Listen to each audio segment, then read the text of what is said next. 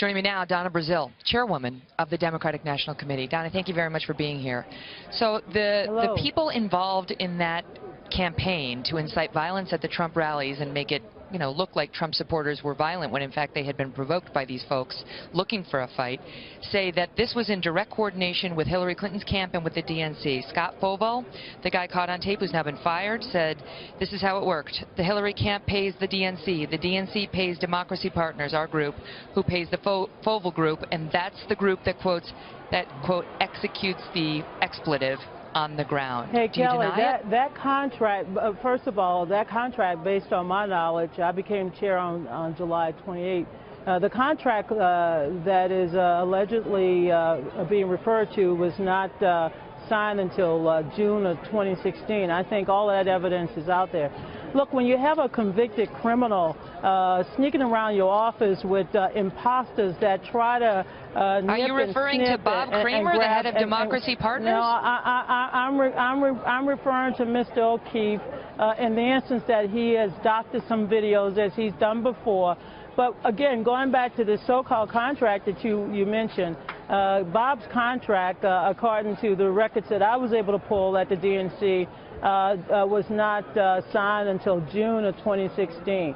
Bob Kramer, just to get our viewers up to speed. Let me just say, I'll give you the floor, but I just want to tell our viewers what we're talking about, because they may not know who he is. Bob Kramer's the head of...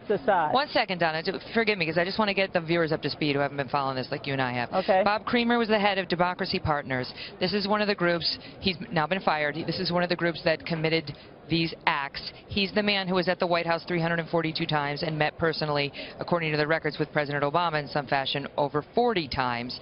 He's now been dismissed, but he's the one saying that there was coordination with the DNC, and this is obviously a very well-connected man. He, too, is a convicted felon, convicted for fraud. This is obviously not an honest person, and yet you were working very closely with him, the DNC. Well, again, Bob Kramer, I went back to the DNC the other day when this came up after we learned that we had a trespass, a convicted criminal sneaking around our office posing as an intern, and I asked for the records of Mobilize to be produced. Now, Bob, this was Bob contract with Mobilize, his group, was signed in June to help us with building rallies across the country, meaning Democratic rallies.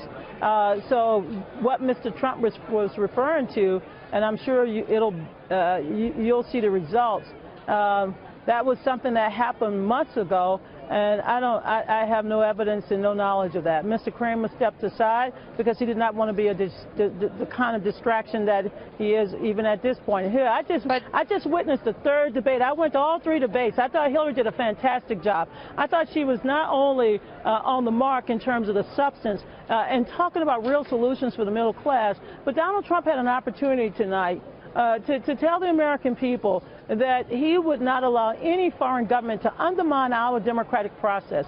And rather than take that position, Donald Trump basically said, in a democracy where the voters should decide, he alone will make the decision whether or not he will accept the results. It's the citizens controversial comment. We've talked about that. It's the citizens. I feel very strongly about it. You feel strongly about an imposter walking into our office trying to get staff people to do X and Y and then come up with this video. I feel very strongly about the right of every citizen to vote, Kelly, and I want to make sure every American have the right to vote on Election Day. Let's be clear. I've said nothing about my feelings. This is about a controversy that has erupted to the point where I wasn't the one who fired these two staffers. The Democrats fired these two staffers. So obviously they believe some wrongdoing took place. Whether the tape was obtained, let me just finish, whether the tape was obtained improperly or not. But no one so far has come out to challenge the legitimacy of these particular tapes put out by James O'Keefe and Project Veritas. In fact, they've acted on them. Absolutely. So you say that the tapes are falsified? Mr. O'Keefe enjoys falsifying records. He did it with NPR. He's done it with numerous sources.